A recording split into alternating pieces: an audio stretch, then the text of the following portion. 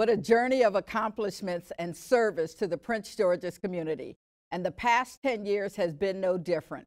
Joining me are Diane Venable, chapter president from 2008 to 2012, and current president, Greta Wiggins-Lewis. Sora Venable, we're going to start with you. As the 15th president of the chapter, you also developed new programs to meet the needs of the community. Feed the Hungry, the Torch program that address childhood obesity, and Embody, a young men's mentoring program. We continue to help stock food pantries in the county. Why is this important? It's important because we know that Prince George's County is one of the wealthiest counties in the country, but many of the residents live very close or below poverty level. In 2008, we conducted a community assessment, and the data suggested that hunger is, and it was and still is a problem in our county. So we've tried to figure out how can we best attack this problem. So we created the Feed the Hungry program. And in that program, every month, we would stock a food pantry in the county. And since the inception of the program, we've stocked over 100 pantries. 100 pantries, and many of them dependent on what we do from the Prince George's County Alumni Chapter. Oh, they definitely depend on it, because we realized that by the end of the month, many of the food pantries, they had nothing on their shelves. So that's where we decided if we intervened at this level, they could service more of the residents. And then during your tenure as chapter president, the Embody Mentoring Program was also started, yes, empowering males to build opportunities for developing independence. Up to this point, our mentoring programs focus predominantly and really always on young girls and women. Why was Embody important? Well, the Embody program was actually the vision of our 24th national president, Cynthia Butler McIntyre. We all know that the plight of African American males in this country is in a crisis, and without positive intervention, many of them will never reach their highest potential regarding education, cultural, as well as emotionally. So we decided that we would partner with the Fort Washington Alumni Chapter and the Prince George's County Police Department to launch our program. And since our program, we've had over 300 participants that has gone successfully through the program, and today many of them has graduated from high school, college, or technical school, and now they are contributing productive citizens to our county. Well, you know, under your leadership, we continue to be recognized for outstanding programs. We were awarded the Eastern Region Chapter of the Year, and membership increased from about 600 to over 900 members. Soror Venable's presidency was followed by Soror Carol Moses, who continued to lead the chapter into the sorority's centennial celebration. As the 16th president of the Prince George's County Alumni Chapter, Soror Moses, what was it like during your first term, 2012 to 2014? Well, Sora Dukes, during my first term of office, the biennium of 2012 to 2014, we fulfilled our legacy of sisterhood, scholarship, and service by celebrating the 100th year of our sorority. And it was equally important for us to look at the contributions of our chapter, Prince George's County Alumni Chapter, to the Prince George's County community during that time. During that time, your first term, what was our membership like in the chapter? During my first term, the chapter membership grew to over 1,300 members, making us the largest chapter in the sorority. And we are still today the largest chapter in the sorority.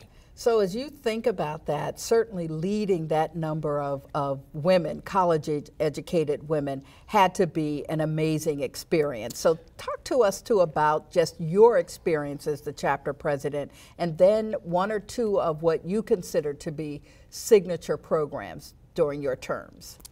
Yes, my experience as a chapter president leading 1,300 women was an awesome experience.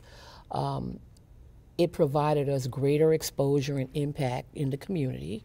It allowed us to build additional partnerships and just expand some of our services. So I know, Sora Moses, that during your terms as president, and you served 2 terms, that you had the opportunity to oversee the creation of a significant program at the South Bowie Public Library. Talk to us about that.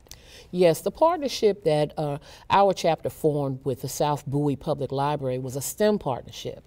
And this partnership allowed our members to conduct science experiments for middle school students once a month, during 12 months a year. And that was the significance of it. We received national recognition for the program as well as additional funding for our program. And talk to us about your relationship with past presidents. How did that help you relative to your journey as president? Yes, part of fulfilling our legacy of sisterhood, scholarship, and service was building on the programs that were established prior to my presidency. We have great programs, very impactful presidents that formed or was instrumental in forming outstanding programs. So the need during my administration was not to create new programs so much as to enhance what we already had. And then as part of that enhancement, we know that sisterhood, scholarship, and service. So could you talk to us a little bit about the scholarship relative to financial resources we've been able to provide to the young people and more mature students here in Prince George's County? In recognition of our 100th celebration, our chapter, in partnership with the Delta Alumni Foundation, distributed $110,000 in scholarships, $85,000 during our annual scholarship fashion show benefit, and $25,000 to our Jabberwock recipients. That's absolutely wonderful, and I know that over time, what we've been able to be proud of is the fact that we've given over $1 million in scholarships to the residents of our county. Yes, and that was a significant achievement, and that happened in 2016 during my second biennium. Thank you so much. While our accomplishments have been exemplary, we continue to serve our community through proven and successful programs. New programs are being formed to address current needs in the community, as demonstrated through our current president, Greta Wiggins-Lewis. So, Greta, as we talk about that, we know that physical and mental health and social action have always been cornerstones of the sorority and our chapter. We are faced with some age-old challenges and some new ones. Human trafficking, domestic violence are just 2 examples. And PGCAC has mobilized new programs under your leadership to address the frightening statistics in our community. What are we doing to address these 2 critical issues, domestic violence, human trafficking? Domestic violence and human trafficking are still continues to be disturbing and persistent problems that we're experiencing. Unfortunately for Prince George's County, we're leading the state in terms of domestic-related homicides. For human trafficking, it still becomes a pervasive situation where we have to be advocates to determine activism and education for effective communication to address these issues. So what we've done, we've put in place with the Domestic Violence Task Force, where we're responsible for making sure that we provide the necessary resources, trainings, community outreach, educational outreach, and a support system based on being able to make sure that these individuals that are impacted not only are surviving in our communities, but also thriving through empowerment, through mind, body, and soul. And you know, as we think about it, we have, under your leadership, we have another 2 years to go. And what we'd like to ask you is, as you think about these last years of your leadership as president of the Prince George's County Alumni Chapter of Delta Sigma Theta Sorority Incorporated, what is your vision? How do you see us ending your final 2 years as chapter president?